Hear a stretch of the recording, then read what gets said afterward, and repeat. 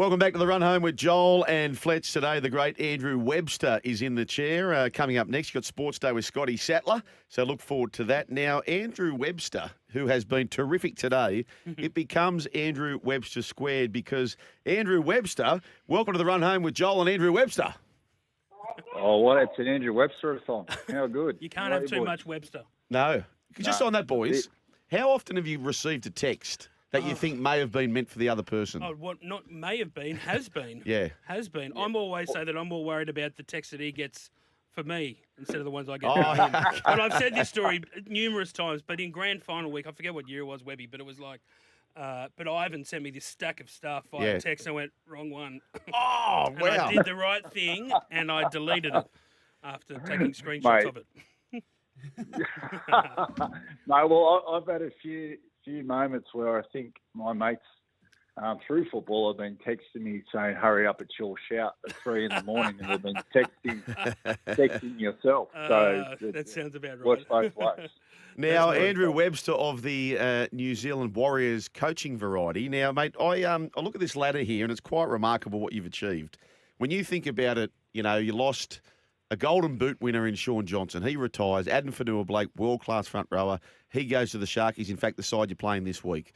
But a bloke who's probably not spoken about enough, Tohu Harris retires, and then yet I look at the ladder and 9 wins, only one team in this competition has more wins than you guys, which you could have reversed. You've played them twice, the Canberra Raiders. You must be very, very proud. It's only halfway through the year, Webby, but, geez, it's a good start. Yeah, no, happy. I mean, I think when you mention those guys, well, obviously Dylan Walker leaving as well, halfway through this year, we've lost a lot of experience, but just been so wrapped how people have stood up and taken more responsibility. And, yeah, where we sit right now is a good starting point. And I think after round one we had that many doubters. It's actually nice to prove a few wrong. I was going to ask you that after the loss in Vegas. Oh. You're not the only one to walk away from Vegas having a loss. But were you concerned at all with that performance about what it might mean for the rest of the season? Like the rest of the media were going, well, the Warriors are gone. Well, I was one of those. That's what we do in the media. It's like one loss, you're gone. But I was one of those, Webby. What I saw, and when I say Webby, I'm talking to both of you. What I saw, it was just nothing like the team we've seen. Yeah, well, mate, the way we trained too in the off season was unbelievable, and everyone has a good pre-season, so we've got to take that into account. But we trained really well, and we were building to something, I thought. And then, but when we left the hotel the day after the game, after our review, and I saw how motivated the boys were to get to play the way that we'd worked so hard to play, I was really confident that we'd bounce back. But you never know until you see the proof. And I think we went out and played Manly, who smashed someone round one. I can't remember who it was. And, yeah, we got straight back on the horse, which was good. You lost Addin Fonua-Blake, but you did pick up James Fisher-Harris. What influence has he had on your squad? I know he's been out injured at times there, but what's he been like to slot into your system?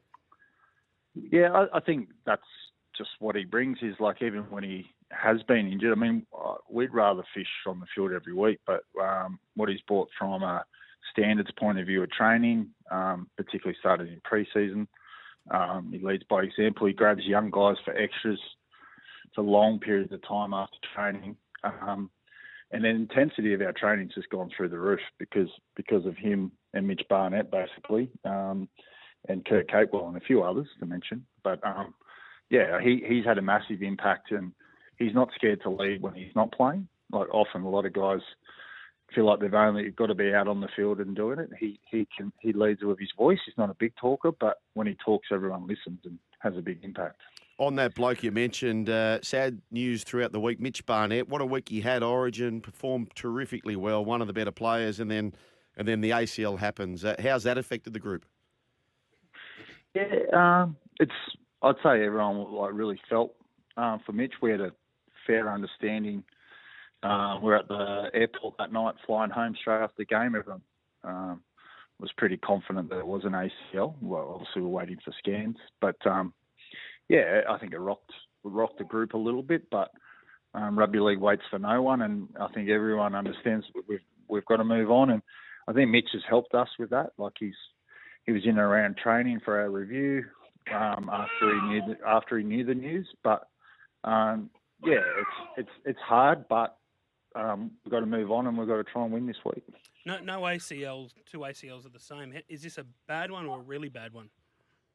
Well, the ligaments around it aren't. He hasn't done every ligament, but yeah, it's like you say, it's still the same amount of time, but he doesn't have other things going on, Gotcha. Which I suppose is the best news. But looking, the best case scenario will be round 1 next year, which would be cool. Andrew Webster from the Sydney version. What about this, right? When you think about what they've achieved, particularly after the disaster, which was Vegas, so it was very, very poor. But the halves, you've got Luke Metcalf, who might have been 5th or 6th in the order there at Cronulla for a period of time. You got Chanel Harris-Tavita, who I reckon he's maybe the best defensive half in the comp. He'd retired, at least temporarily. Yeah. And you're basically right there, Webby. Like, it's quite remarkable what you've done. Is it true Which that one Luke... are you talking to now? Oh, no, I'm confused myself. Is it true that Luke Metcalf came to you asking for that 7 jumper? Well, I asked him what he wanted to be and what he wanted to do, and he said, I feel like I could take the reins and be the number 7. So I said, okay, well, you're going to have to prove it in pre-season and train like it. And we had the best opportunity because we had Tanner Boyd, we had Tamati Martin, we had Chanel and Luke.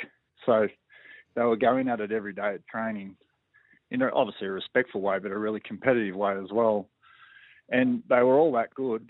It was hard to pick one, but I thought he was definitely a standout in pre-season. And, yeah, he was ambitious and got himself the nod, and here he is where he is now, and we're in a better position because of it.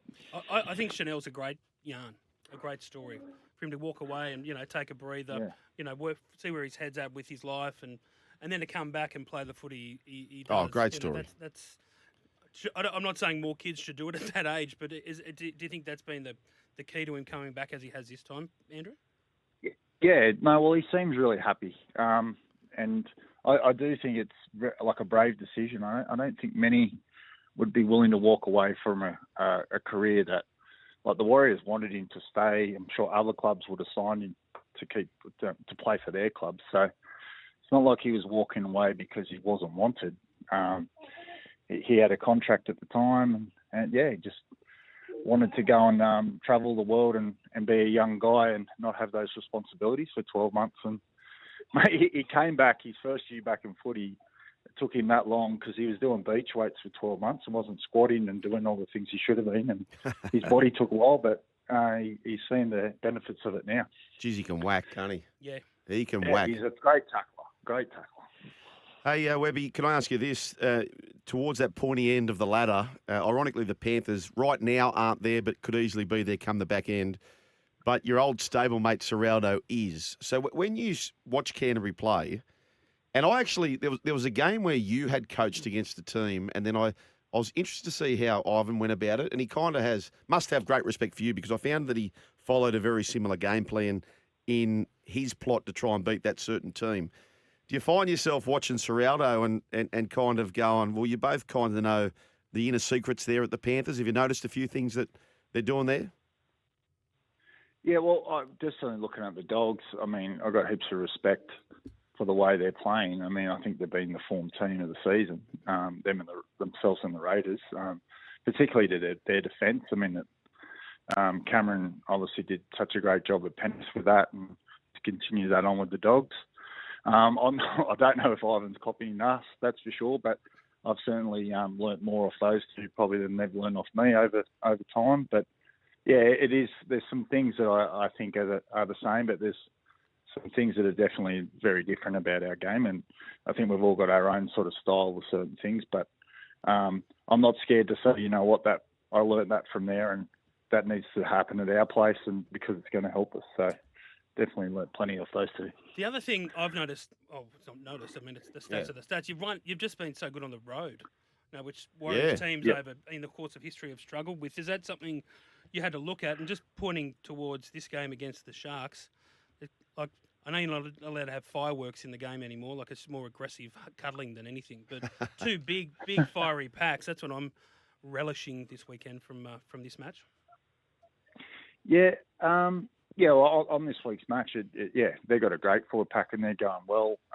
This is another challenge for us. The travel bit's been interesting because we were away from Mount Smart. I think it was like 6 out of 7 weeks and one, we had a stretch there. We were on the road 4 weeks in a row, won all 4. So, yeah, we haven't really addressed it. I was going to with the team, but I just thought I'd see what their attitude was like towards it. And I think the key is the boys have been making sure that we have fun when we travel and making sure that they're not sort of whinging or no one's carrying on. Everyone's actually happy to be there. I think we broke the record or equalled the record in Warriors history for the most wins in New South Wales on the road. So that's a nice stat to have. They don't draw pictures on the premiership ladder, but you draw. It looks pretty favourable. A lot of people will say that. You've done a lot of the hard work already. Can I ask you this? You went so close a couple of years ago. You picked up the Dally M Coach of the Year, and you just fell short. But running into some very hot sides, what have you learned from a couple of years ago? Well, it's your third year coaching first grade, is that right? Yep. No, it's third year. Look, I think the first year we'd be dumb not to ride the roller coaster and the emotion of it. No one expected us to do any good. The whole country was just so excited. It was the first year back here from COVID and the whole team being away, and there was a lot of emotion around it. So we just kind of rode the roller coaster, like I said, and I don't think we were probably as grounded as we probably should have been towards the end, and probably didn't simplify it and get things right because everyone just wanted a piece of us. So I think we're so much more grounded with our success this year. That's probably the difference. And if we're good enough to be there at the back end of the year, I think particularly myself and all the players certainly know how to deal with it differently. Just off the back of that, your comments here about the support for the team, do you feel like you're in a battle with rugby union, with the All Blacks for relevancy? Like I hear it all the time on this side of the Tasman from journos or commentators saying, the Warriors have killed rugby union in New Zealand, which I just think is a little bit, it's a little bit hysterical. What do you think? Are you thinking that way in the way that you go about your business or the bigger picture over there? Well, first of all, we certainly haven't killed rugby union, but our the NRL versus Super Rugby is not even a competition. Where the NRL's way ahead of that in television and in audience. Actually, attendances on game day. But the All Blacks is still an absolute beast. But obviously they don't play as much as we do. That's probably the difference. Just more kids are playing rugby league. It's going as well as it ever has. Our attendances. And look, the Up the Waz movement's had a little bit to do with it. But New Zealanders are just more interested in rugby league in general. Like they like other NRL teams as well. I mean, the ball in play is like 60 minutes in the NRL and it's like 30 minutes in union. So they're all on board with rugby league at the moment, but it's certainly not dead. And I'm certainly not going out there to knock rugby union off. I'm just trying to win games, and in the process, if more kids want to play league, that's only better for us in the game. So that's pretty cool. Yeah, they certainly look like they're having a good time on the coverage. I'm tempted to just fly over for a weekend. Oh, no. There's nothing like our crowd. I'm telling you, they are mental. They know how to have a good time. That's for sure. Have you got a plan, or is there a possible plan for Addin Fonua-Blake this week? Mate, don't do anything by yourself. If you try and tackle him by yourself, you're in trouble. Yeah. So he's a great player, Ads, and I don't think we need to overthink it because if we do that, we're only probably going to stress ourselves out. But we just got to make sure that we're well committed and we go after the challenge instead of being shy about it. You got to make sure that there's more than one bloke there trying to tackle him at a time.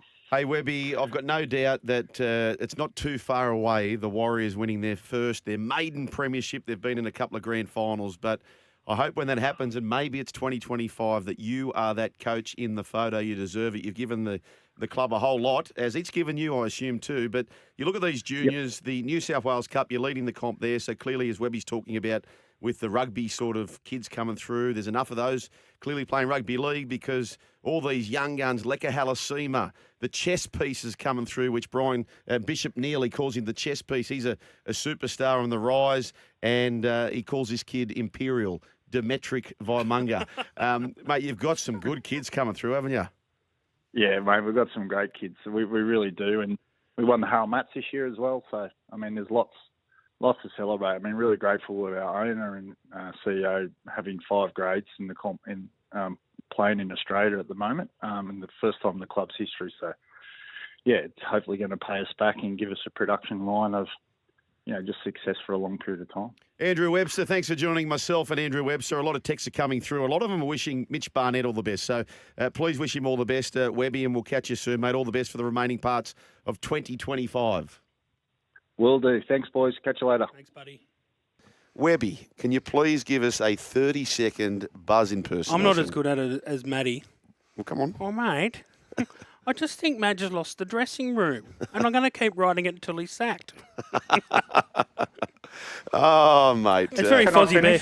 Yeah, that does sound like him. There's your buzzer. As long as I don't start looking like him, as people keep calling us father and son. Okay, there was a couple of texts on that as well. Let's get into a round preview. Round 14 of the National Rugby League. All thanks to Hyundai. It's EFS at Hyundai. You can jump into the dynamic Tucson from $39,990 drive away. We start tonight with the Knights taking on the Seagulls. Live on SEN, as I said, Jimmy's going to be there. If you're heading out to the ground, click on the SEN app, click on Stadium. You'll get it live. No delay there. Kalen Ponga back for the Knights. Just on this, Webby, Kalen Ponga, right? So he comes back for the Knights. After he got a little rest. Is he certain to be the Queensland fullback? If Reece Walsh comes back, because one of the greatest fullbacks of our lifetime, Billy Slater, is the Queensland coach. We know that he likes Reece Walsh. Reece Walsh comes back against the Titans. If he lights it up, is there a temptation? Could it come down to a trial this week? No, I wouldn't think so. Out of Walsh and Ponga? No, I'd keep Ponga. Even if Walsh lights the whole joint up? Yes. Right. Yeah, I think so. You'd keep Ponga? I don't think Billy... I can't believe that... This is going to... Let's see how much people like me now. I wouldn't be getting rid of Cherry Evans. You wouldn't be getting... No. No, I don't think they should... I don't think they'd punt. It's no, the captain. It wasn't his fault. No, I know. And it's just... And also, like, surely Billy went into that origin knowing if I pick Cherry at 36, he's the captain. There's no way I can sack him after one game. No. Like, what does that signal? But... I don't think that's right. I don't think he would. Is there a team they can pick? Is there a Rubik's Cube move that Billy can make that could win this series? Unless he puts Ponga on the bench. Yeah. But I wouldn't be dropping him altogether. Okay. It's Kalen Ponga. All right. Well, let's. You got to give him. Oh, mate, I love Kalen Ponga, but it definitely hasn't been his year. I don't think he scored a try. No. Hasn't scored a try. No, Well, you know what? Though early on it was. I thought he looked. You know what? Early on he looked like this was a player keen to win desperate to win a comp. Yep. Don't you reckon? Yeah, definitely. It's almost like Dylan Brown got signed and they all just they racked the queue and go, well, we'll wait till next year. Yep. Yeah, it's anyway, I'm glad I'm not making the decision. Well, both playing. Newcastle, they're averaging 13 points a game, and they're actually not conceding too many. They've got the third best defence in the league, so this might end up 6-4. This could be a very low-scoring affair. Yeah, don't get on the five-leg anytime try scorer. No. You know, I'm realising that's the problem. If you put two, you just can't go that extra. In three's the maximum. So who said greed is good? Gordon Gecko. Greed is good. Not always. Not always. It is when it wins. You win some, you lose more. Jimmy, Noddy, Adam Blair. I tell you what, we've called some games with Adam Blair. He's a very good caller. He's going to join Noddy and Jimmy tonight. SEN Stadium from McDonald Jones Stadium tonight. Storm take on the Cowboys. Harry Grant's back. Xavier Coates back for the Melbourne Storm. And there is some doubt, Webby. I don't know if you've got any intel, but doubt around the Blues hooker Reece Robson for the match. Now, if he was to miss this game and potentially the Origin 2, is it a no-brainer that Appy comes in or otherwise? I haven't thought that far ahead. Because Kempy was saying, which I don't hate this, or it might have been Scope, but the boys were talking about it on the captain's run, that there may be a temptation to go with Mitch Kenny just because he's got that similar bullocking get the pass to the boys. When I say point. the boys, Moses and Cleary when they want it. As good as Appy is, and Appy has played with Cleary. Yeah. But you understand it's a much more simple style of play, isn't it? Robson is more similar to Kenny than he would be to Appy, for example. That's right. Appy. I think I go Appy. You kind of Just a bit of spark. You kind of Very sparky. Very sparky. Oh, he's a sparky. He's a sparky. He's a crafty 9. I like a crafty 9. Stefano, is he going to get the nod there in the absence of Mitch Barnett? You'd think so. Although, what about Keon? Hey, there's a push for him, isn't there? There is. Since they put him in the middle, he doesn't stop. No, I just kind of think... That's what happens. He's been on a juice diet and he's like just slimmed right down. Tourist, you and I are on the juice diet. Hey, I need to get on the juice diet too. The thing that if I'm Craig Bellamy, I desperately want Stefano in this side, purely from the fact that come September, potentially October for Melbourne, you've had Stefano in that furnace playing more big games. But if he's in the extended squad like he was, then and then a prop goes down. What's the use of having him in the extended squad? I don't get that. So he should be walking straight in. Dolphins and the Dragons. Dolphins and your Dragons. Dragons looking for the third straight win. What about Tyrrell Sloan? He got a nice birthday present, didn't he?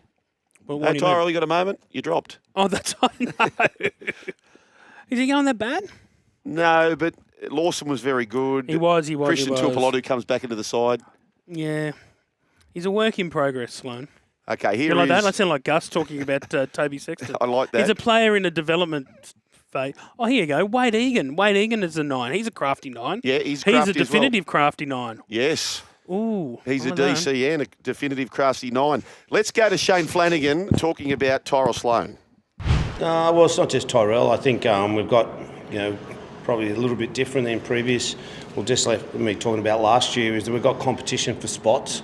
In our forwards, we've got Emre and Hame, Saleh coming back from injury, and they've got some other forwards there that are really pressing to come back into first grade, and the same in the outside backs. Everyone's held accountable, and you've got to perform well, and Tyrell's no different. So CT comes back in, he's got to perform well, and those two wingers know that he's just there waiting to come back, and it provides a good atmosphere or good culture, winning culture for the first team.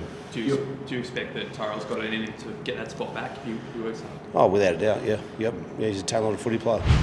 Defend better. Yep. Defend better. That's the big thing for Tyrell. Yep, that's exactly What right. do we think about him swapping the 6 and the 7?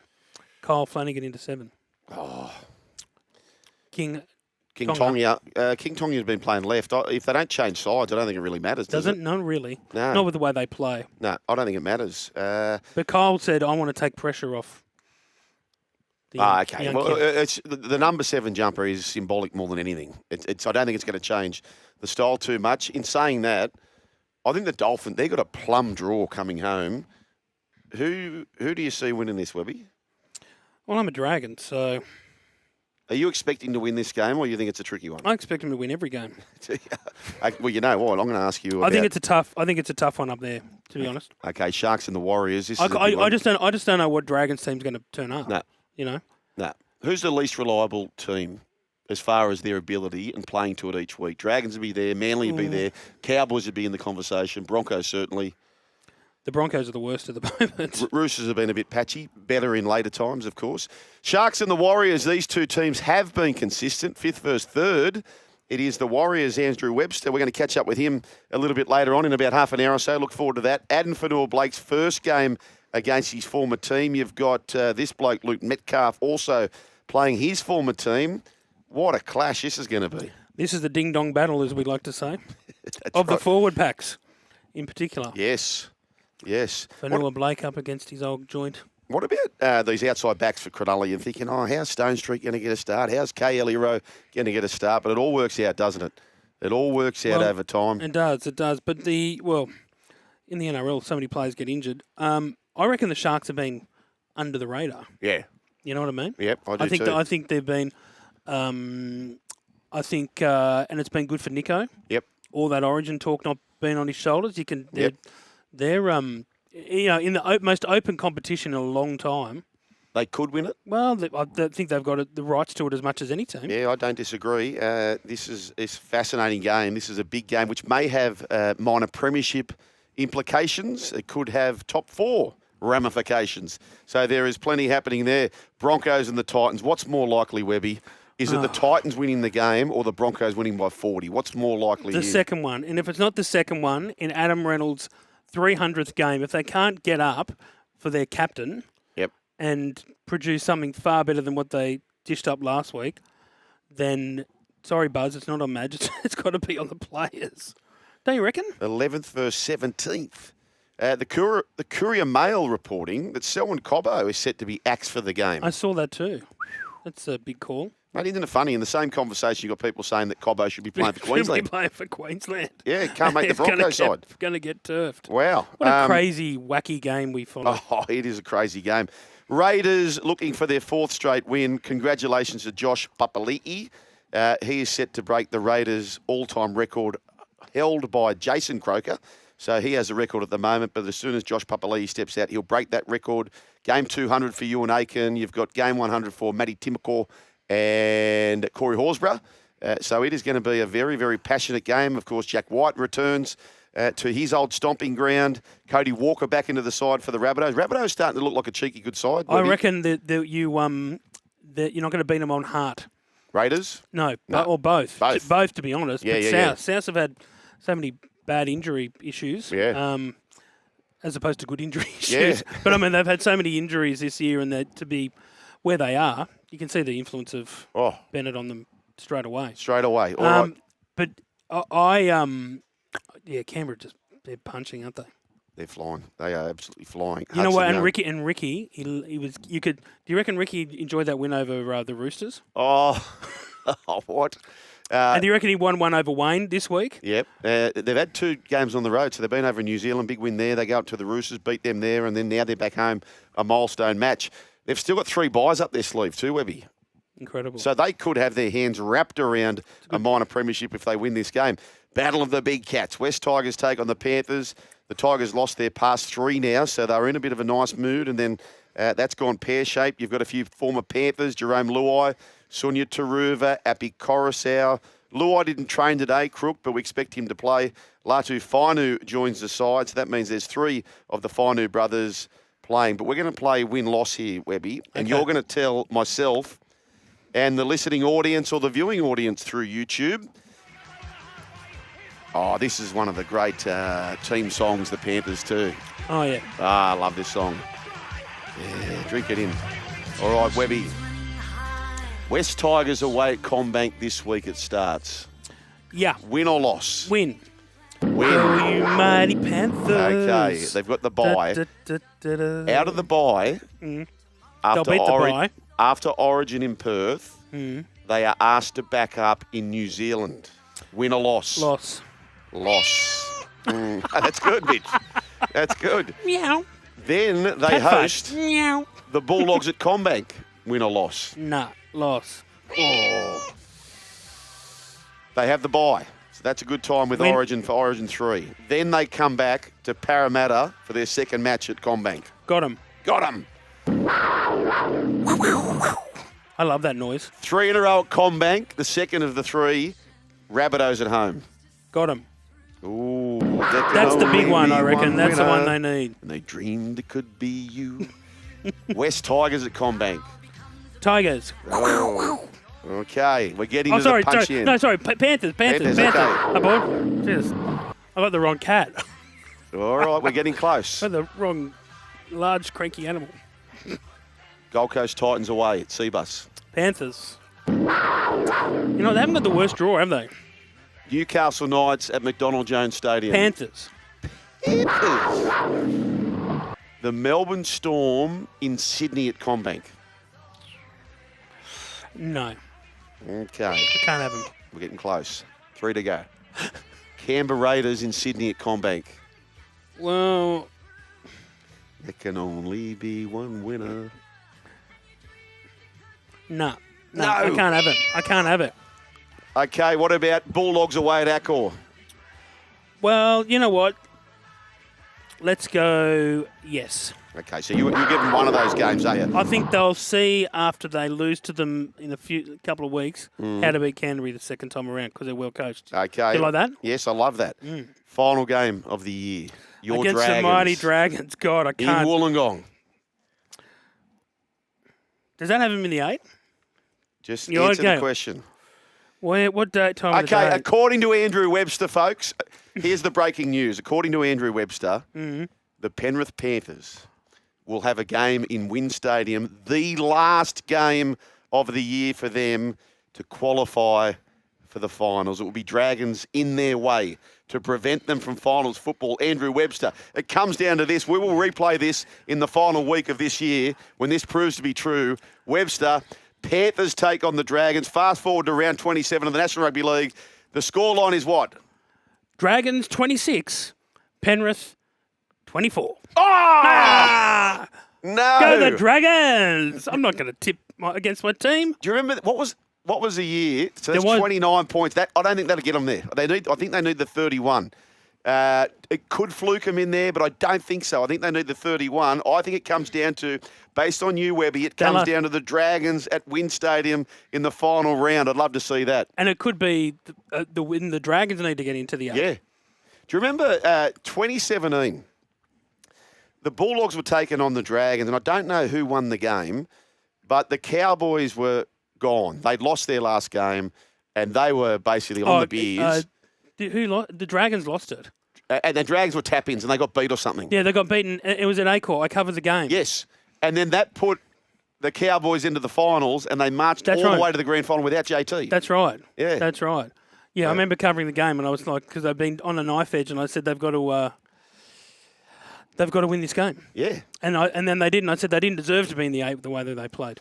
Okay, let's talk about the number 23 for the Bulldogs and the Eels. Crowd of massive, going to be a massive crowd. SEN have the call. Galvin, is he in the 17, yes or no? Yes. Yes. I'd start him on the bench. Right, so how do they play that? Do they have Bailey Hayward and him on the bench? I don't know. Now I don't know. You know what I reckon they'll do? No, that stuffed me up there. No, if you don't know what I reckon they'll do? I think instead of running Hayward in that lock position, they'll share the hooker role with him and Marnie. Good, that's right. I think Burton will push into that yo-type role and Galvin will go to the 6 on the left. Yeah. That's what I'd do. Anyway. Yeah, well, it's funny, but this is the thing, though. Well, you don't think he's been earmarked to be the 7? When he did that interview with when he did the interview with Danny Weidler, and right the last question, do you want to play halfback? He went, yes. Can you play halfback? Yes. Now, let's get into this. Craig Bellamy, you teased this at the start, Webby. Craig Bellamy signs an extension with the Melbourne Storm, according to the Storm website, so we'll take that as written.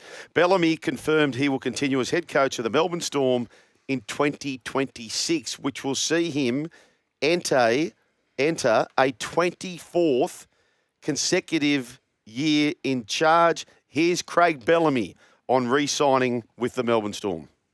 Yeah, I'm still sort of enjoying what I'm doing. I think they're a pretty good group of guys here, and staff and players, and so well, it seems to be the same answer every year, but like I say, as I said, I'm still enjoying myself and enjoying what we're doing, and enjoy working with the group we got here. There's obviously considerations with with the footy and with the club and the team, but there's also private things as well. So all that sort of comes in consideration, and sometimes it takes a little while to work it all out. 24 years, that'll be. That's unbelievable, isn't it? It's more than Wayne. Yeah. In his first stint of the Broncos. I love how he says, as long as the players and the staff want me here, as if they wouldn't. No, exactly. I got to say, it is a remarkable story in the sense that he just drills his players so hard. Cameron Munster said something really interesting in his interview with Lara Pitt after the game against the Titans last week, where Bellyache was blowing up in the box and she referred to it, and Munster said, Bellyache, I know it was tongue-in-cheek, but there's an element of truth to it, I reckon, that he wants the perfect game of football. And it just doesn't happen like that. Yeah. So to me, that just shows you the standards that he sets for that footy team. Just a perfectionist. Just a perfectionist. Wow. 90 seconds to go, by the way. 1997 grand final. 16 all still. Manly have the ball just short of the halfway line, Webby. But I mean, but if you're setting that standard for 24 years, Like you're going to drive the playing group mad at some stage. Well, that's but the he thing. doesn't do that. No. I mean, Madge has driven the Broncos mad in 13 rounds of football. How does that end?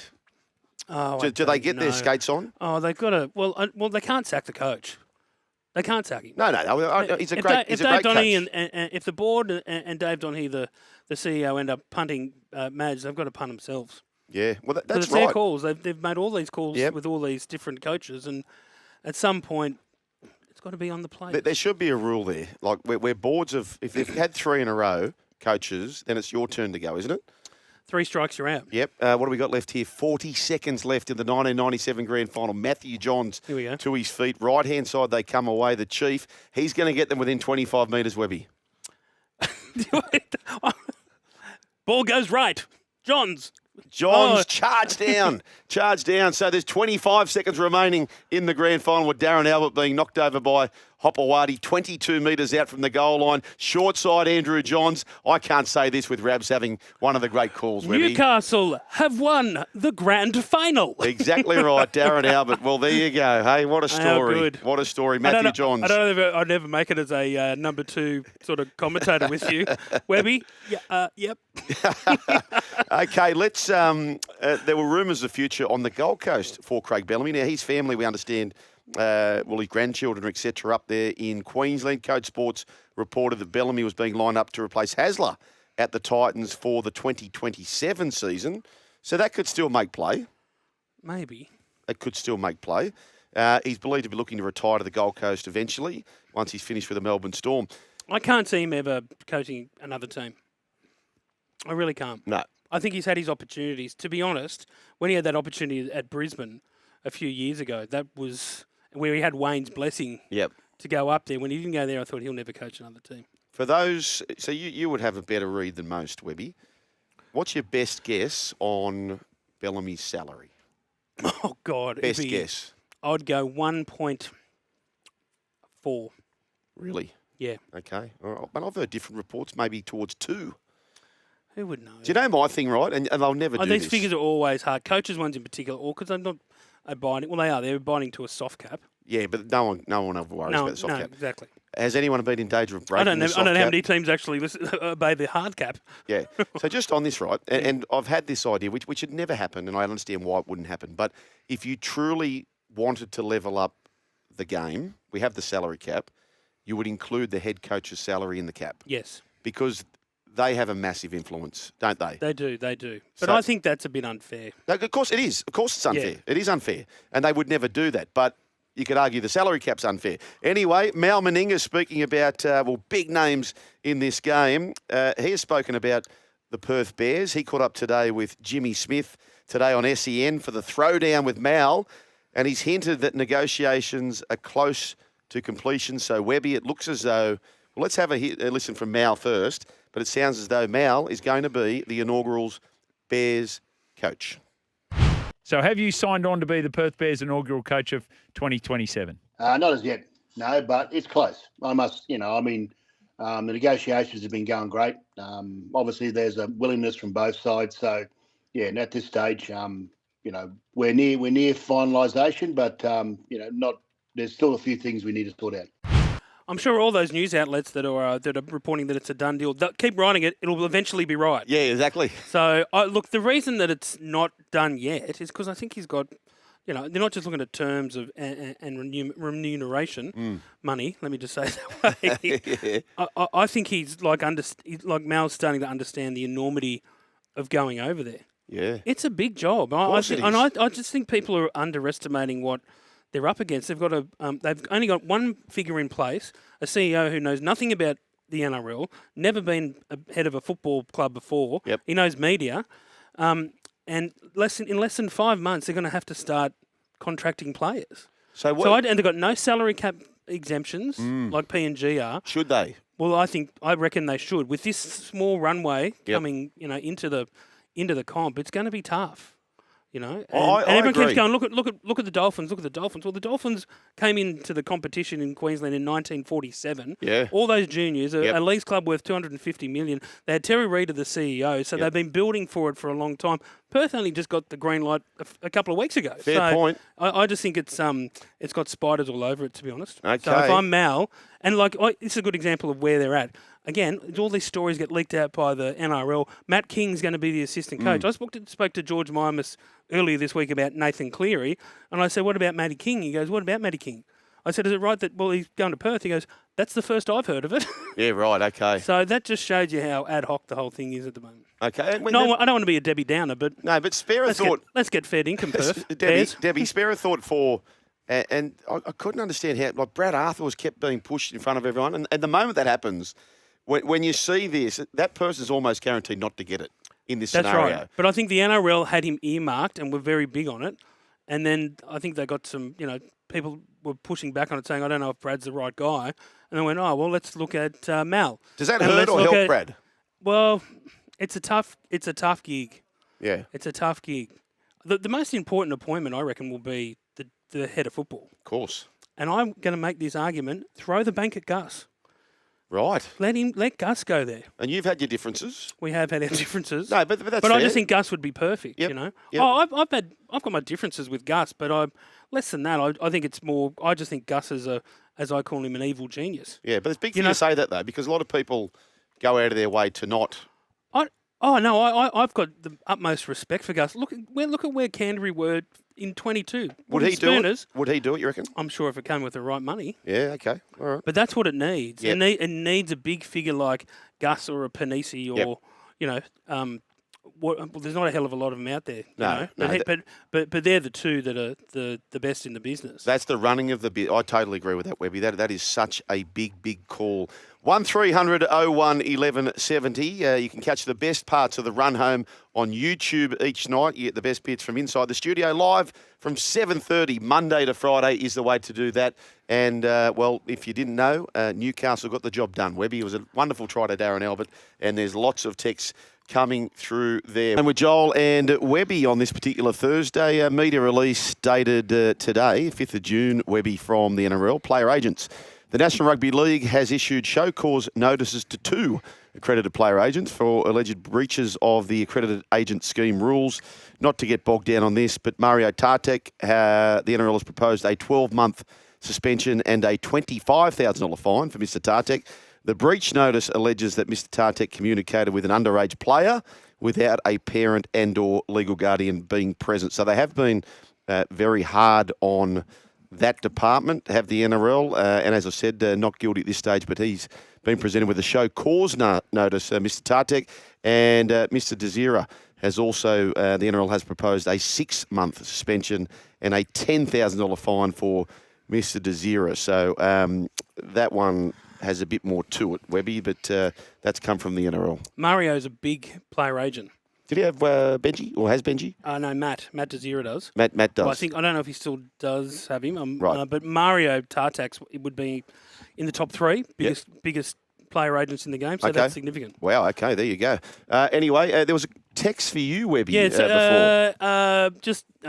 Is Webby suggesting player coach managers always tell the truth? Matt King and Perth Bears. It's a good point. I don't deal with many player managers. I could count on one hand how many player managers I talk to for that very reason, because they don't tell the truth. Yep. And you work out after, when you've been around as long as I have been, to know which ones to trust. Right. And I'll trust George. Right, okay. Mimas, who's the one I talk to there. Okay, all right. So just on that, if you can enlighten us from a journalist's point of view, if you had a pie chart of, not you, I'm talking about journalists across the board. Yep. Most club information, because this is the thing, right? So people will say, this club's too leaky or that club's buttoned up, but it's not just the club themselves involved, right? So, No, that's right. So there are player managers and external people involved. Where would you say that most journalists get their stories from? So this is what I don't like. This is the inevitability of the transfer market in rugby league, because so many of the stories, 80% of the stories, are about player movement. Yes. That's what I don't like, because I I find it boring I found the Galvin thing boring in the end. Yep. You know, it's like just if he wants to go, let him go. Yeah, I kind of agree. Yeah, it's like, and to be honest, like, and I know why the journos are following it because they get judged by clicks. Yes. You know, and I just think that's dangerous because that and nothing rates more online than a than a transfer story.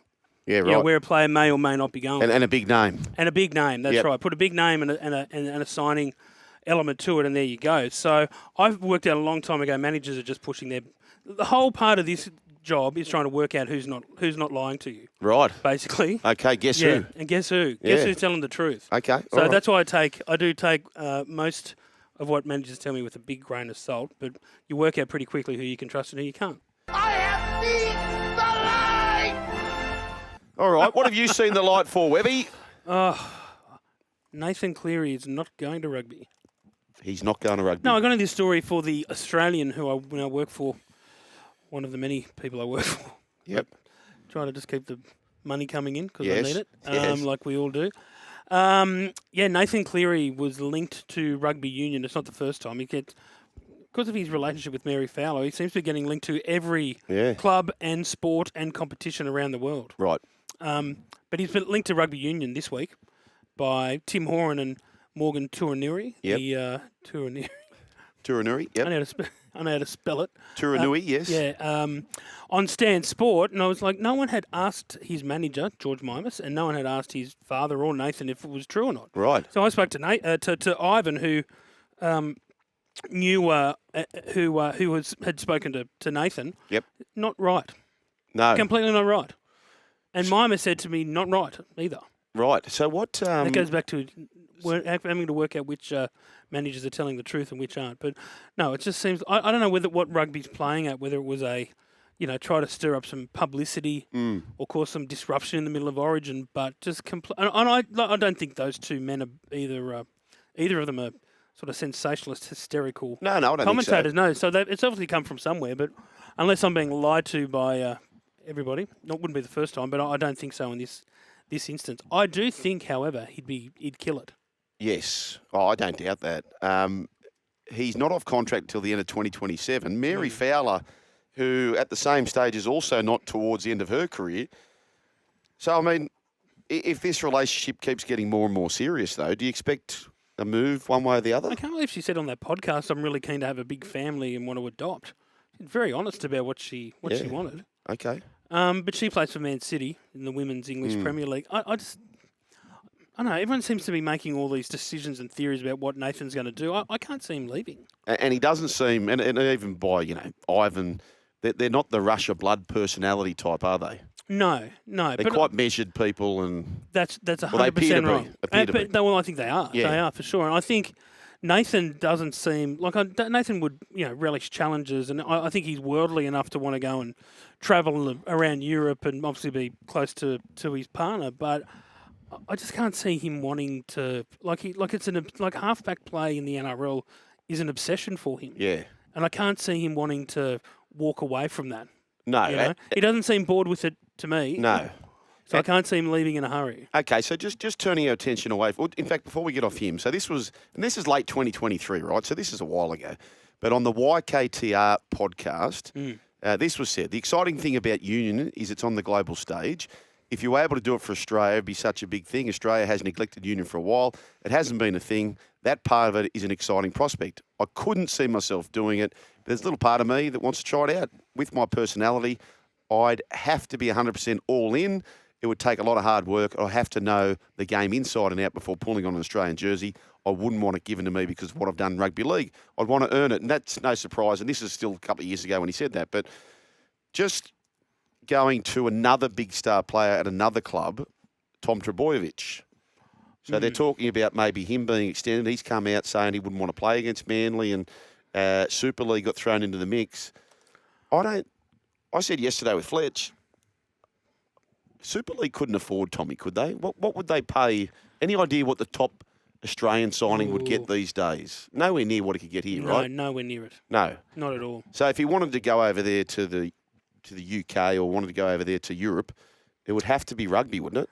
It would, but and that's where the money is, in French rugby in Europe or elsewhere in Europe. But I don't know. You see Turbo going to the Super League? No. No, not even for the money. I mean, just for the money being a constraint, but just the standard of it. Yeah. You No, know? I couldn't actually. Yeah, it's something you do in the last couple of years of your career, and I don't even know how much that's attractive these days. Okay. All Unless right. it's the right money. But What do you think of the chat that's been around the NRL maybe buying a stake in the Super League? Do you like that? I think the way it's been, I don't think they'd want to buy a stake. I think it'd get to a point where the Super League Super League clubs need the NRL to basically run it. Right, okay. Yeah, that's what I've been told by people in the NRL. They're not looking at buying in too much. They just want to run it. But there's a real globalisation of the game going on at the moment, Yep. and I think the NRL, to their credit, see that the point of difference for them over AFL, who they see as their biggest competitor, is international